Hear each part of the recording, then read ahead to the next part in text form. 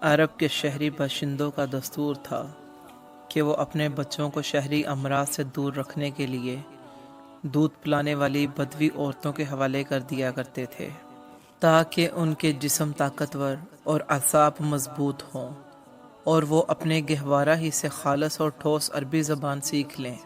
اسی دستور کے مطابق عبد المطلب نے دودھ پلانے والی دائیا تلاش کیں اور نبی صلی اللہ علیہ وسلم کو حلیمہ بنت ابی زوائب کے حوالے کر دیا۔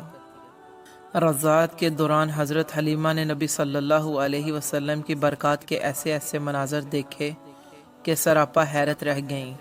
حضرت حلیمہ بیان کیا کرتی تھیں کہ وہ اپنے شوہر کے ساتھ اپنا ایک چھوٹا سا دودھ پیتا بچہ لے کر بنی سعد کی کچھ عورتوں کے قافلے میں شہر سے باہر دودھ پینے والے بچوں کی تلاش میں نکلیں۔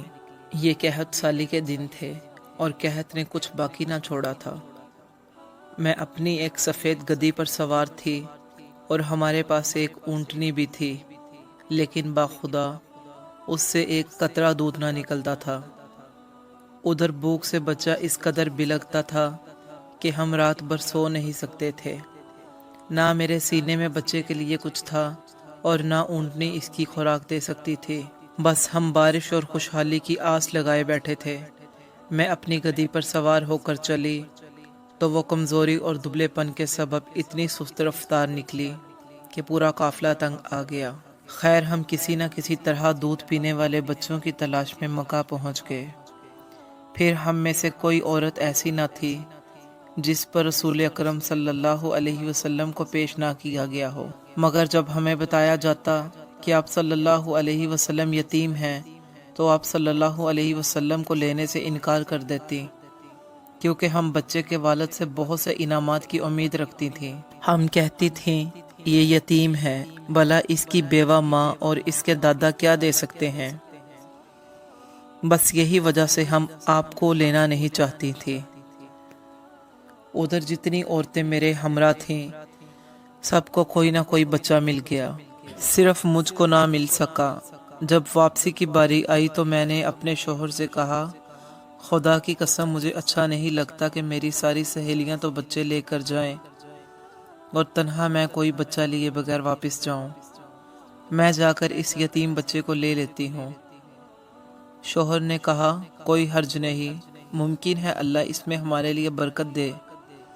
اس کے بعد میں نے جا کر بچہ لے لیا اور محض اس بنا پر لے لیا کہ کوئی اور بچہ نہ مل سکا۔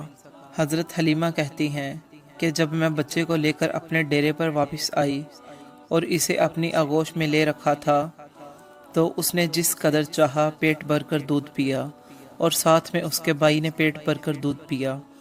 پھر دونوں سو گئے، حالانکہ اس سے پہلے ہم اپنے بچے کے ساتھ سو نہیں سکتے تھے۔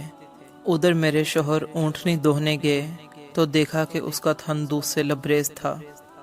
انہوں نے اتنا دودھ دوہا کہ ہم دونوں نے نہایت آسودہ ہو کر دودھ پیا اور بڑے آرام سے رات گزاری۔ ان کا بیان ہے کہ صبح ہوئی تو میرے شوہر نے کہا، حلیمہ خدا کی قسم تم نے ایک بابرکت روح حاصل کی ہے۔ میں نے کہا مجھے بھی یہی توقع ہے۔ حلیمہ سعدیہ کہتی ہیں کہ اس کے بعد ہمارا قافلہ روانہ ہوا۔ میں اپنی اسی خستہ حال گدی پر سوار ہو گئی اور اس بچے کو بھی ساتھ لے لیا، لیکن اب وہی گدی خدا کی قسم پورے قافلے کو کاٹ کر اس طرح آگے نکل گئی کہ کوئی گدھا اس کا ساتھ نہ پکڑ سکا۔ یہاں تک کہ میری سہیلیاں مجھ سے کہنے لگیں، او ابو زویب کی بیٹی، ارے یہ کیا ہے، ذرا ہم پر مہربانی کر، آخر یہ تیری وہی گدی تو ہے نا جس پر سوار ہو کر آئی تھی؟ میں کہتی ہاں باخدا یہ وہی ہے۔ وہ کہتی اس کا یقیناً کوئی خاص معاملہ ہے۔ پھر ہم بنو سعد میں اپنے گھر کو آ گئے۔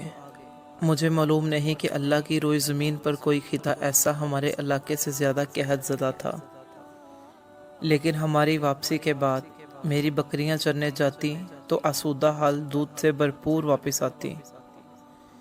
اس طرح ہم اللہ کی طرف سے مسلسل اضافے اور خیر کا مشاہدہ کرتے رہے، یہاں تک کہ اس بچے کے 2 سال پورے ہو گئے اور میں نے دودھ چھڑوا دیا۔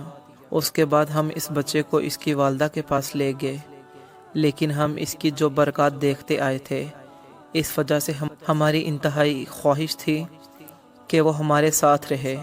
چنانچہ میں نے اس کی ماں سے گفتگو کی اور میں نے کہا، کیوں نہ آپ اپنے بچے کو میرے پاس رہنے دیں کہ ذرا مضبوط ہو جائے، کیونکہ مجھے اس کے متعلق مکہ کی وبا کا خطرہ ہے۔ ہمارے مسلسل اصرار پر انہوں نے بچہ ہمیں واپس کر دیا۔